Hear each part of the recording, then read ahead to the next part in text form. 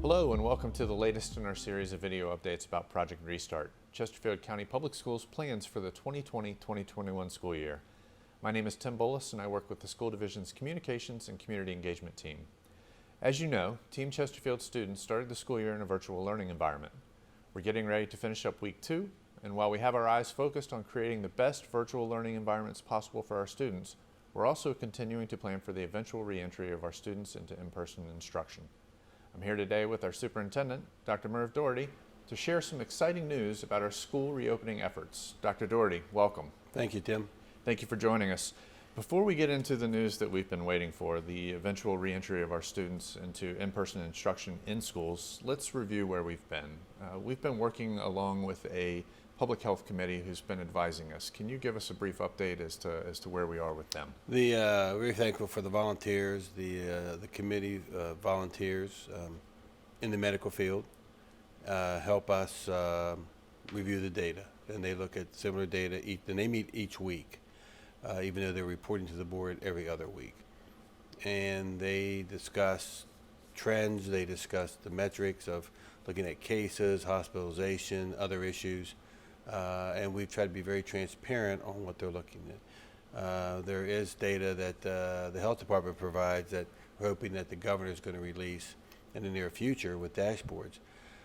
But one thing that they keep looking at is, are we trending up? Are we trending down? We see increases or decreases.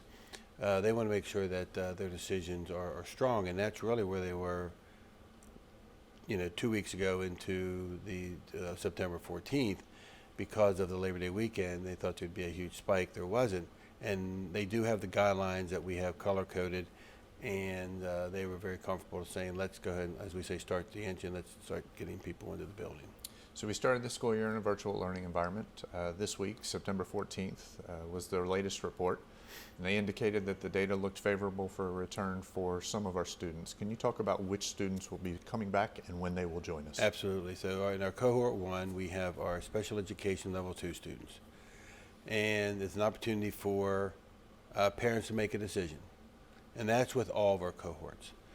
No matter how we look at this of returning to school, a parent has the option to return their child to the classroom or to keep them in a virtual setting.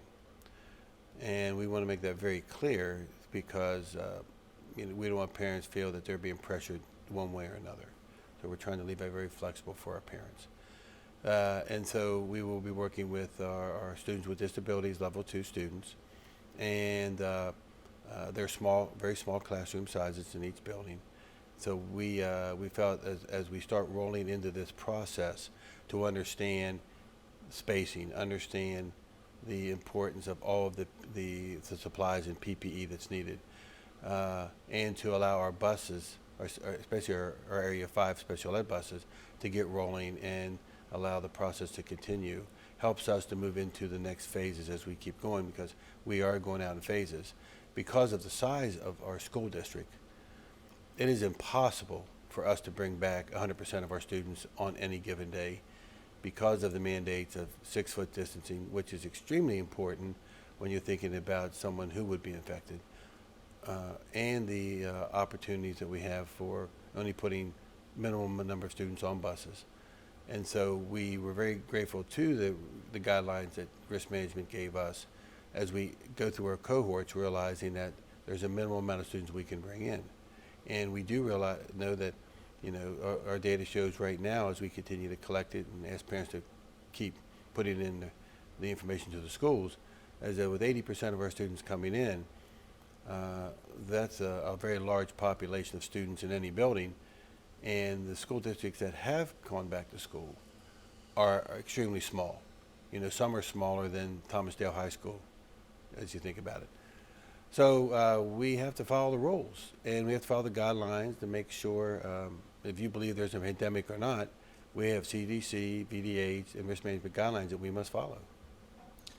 I appreciate you talking about the size, and while a lot of people like to compare us to other school divisions, some people might not understand the size of geographics and localities as well. So just for our viewing audience real quick, Chesterfield County Public Schools itself is twice as large as Virginia Tech and JMU with their student enrollments, and 3 times as large as the University of Virginia. So when you start to compare student enrollments, let's keep that in mind as we look at just how large Chesterfield County Public Schools is.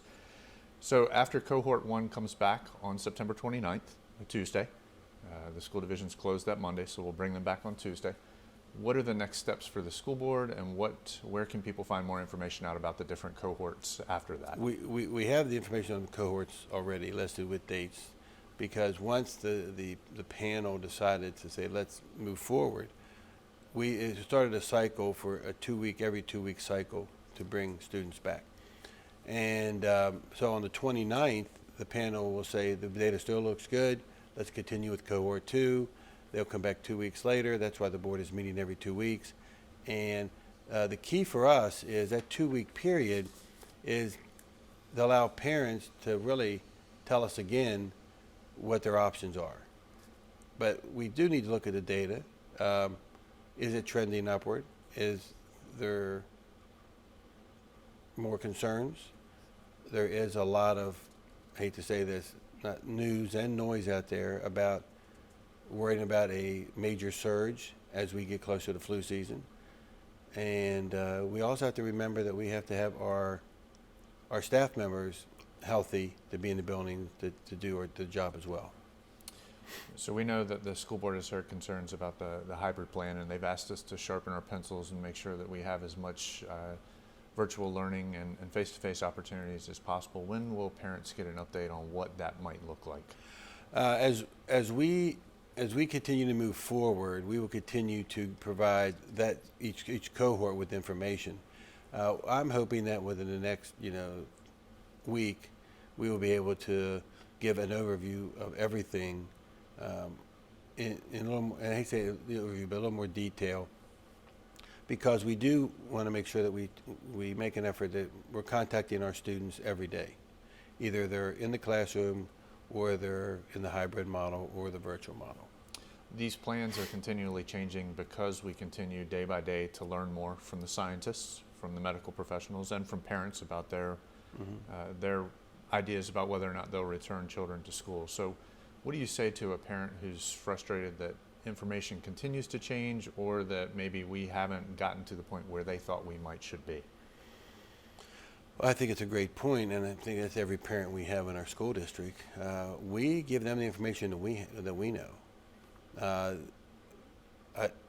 think you have to just pay attention to the news to realize how fluid the situation is, and that we truly understand the frustration from our parents. We're frustrated, but this is a situation where all the health officials have continued to change in some areas. So going back to the health panel, they're just following the recommendations and the guidelines set by the governor and by the Department of Health to allow us to try to move forward in this very difficult and challenging times. That's why when the board decided to say, let's look at it every 2 weeks, that was different than everybody else in the state. And they could have just said, let's just stay closed for the first market period, or as some have done, for the first semester. And we wanted to have a commitment to our families that as soon as possible, we wanted to get our families, our students back into the building. That has caused a lot more work, a lot more headache in a sense for parents, because the timelines are changing, and they change because of the data. And we want to be safe and health conscious for our students and staff and our parents. So it will continue to be fluid, and I think we're trying to do the very best for our families to say we didn't want to wait till the end of the market period or end of the semester. We're trying to get our students in a safe manner. So our commitment remains to families that we will put all of our information on our website. We will send it out through our parent notification system, and we will keep you as updated in a timely manner as possible. Dr. Doherty, now that the numbers are allowing us to begin to send students back to school, at any point, as you mentioned earlier, we could have to hit the pause button, or we could have to reverse and take some students back out. What can students, staff members, and families do to help prevent the spread so that we can keep our children in school? I think, I think as everyone has been saying, practice the guidelines that are set by the CDC and Health Department. Practice social distancing. Wear a mask. Be cautious what's going on. Do a self-check. Make sure that you don't have a temperature. We're requiring a mask from the bus to bus, as we say, on the bus, in the school, and off the bus all day. We're requiring students and staff masks. We're taking precautions of cleaning. We're having our supplies in. But our families can help us by making sure that when they're out in public with their children that they have a mask on, that they're careful and cautious about places they go. The epidemic hasn't changed from back in March and April. So if it was dangerous in March and April, is it not still dangerous now? So either we believe what they were telling us or we don't believe. And we have two camps. No matter where you go in this country, there's two camps. And we have to honor both sides in that area, because we can only go by what the health data tells us at this time. So you talked about masks and social distancing. As we've done some video work to share with families in the coming weeks about what school will look like, one of the things that has stood out is when you bring groups of 5, 6, 7, 8-year-olds together, the social distancing aspect escapes them. How imperative is it for families to begin to help us in advance prepare students to stay apart? The natural tendency is to congregate together, but what can families do to make sure that their children are already practicing social distancing? Well, I think just, are they wearing masks when they go out? Now, I have seen a lot of people where they're walking out with their kids, either at the supermarket or wherever, they have masks on. That's going to help us a great deal because they're used to wearing the mask. They understand that they do have a responsibility to other people about social distancing. And each person controls that in that sense. So they control the social distancing. So if it's being practiced at home, it's going to be extremely easy for us to practice it at school. If it's not practiced at home, it's going to be something our children are going to have to learn. And that's one of the reasons why we have this slow rollout, because we realize with the multitude of kids that even coming in at 50%, a lot of training for our students will occur being out since we've been out since March. Finally, we've focused a lot today on what it will look like when students begin to return. There still will be students in the virtual learning environment that we have right now. Can you give some tips for parents who are still struggling in that virtual learning environment in terms of access to technology, access to the internet, and any supports that the school division may have available? Yeah, really good question. I mean, we started a tech call center, which has been very helpful. We've had a lot of good feedback about it, and they seem to resolve a great deal of concerns. If a family doesn't have internet, we are trying to help them with internet. If they have a place where they can't get internet, they have hotspots. And there's places in our district where the hotspot may be weak, which we can help with a booster. So we want to help every parent that has a problem with it. I would say, just from talking with the people answering the tech center calls, is that one thing is when the children are in the learning process, we have to make sure that we don't have other devices on that drain from our bandwidth in the house. That their smart TV or TVs are not drawing from it. That their phones can be turned off, and they'll be surprised when you turn a phone off that's drawing bandwidth, how it expands what's occurring, and also how close are they to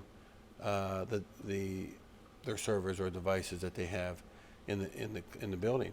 And we've been able to help parents understand that issue as well with the problem with their bandwidth in their house. So I think if they have a concern or a question, to call our people and see, how can we help you? The other piece is they may have a Chromebook issue, which we've had sites that are out there to replace or repair. And we want our parents to know we're there to help them. So over the past 2 weeks, we've been responsive in terms of supporting families. Over the next several weeks, those opportunities will continue? Yes. Great. So we're excited We're finally seeing some light at the end of the tunnel. Our students are scheduled to return, our first sets of students are scheduled to return on September 29th. That same day, the school board will meet again to receive the next Public Health Committee report. Please visit mychesterfieldschools.com and click on our Project Restart page.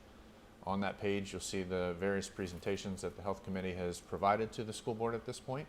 You can find information about the cohorts and their potential return to school, and just a variety of information that can help you navigate successfully the virtual learning environment that we're in.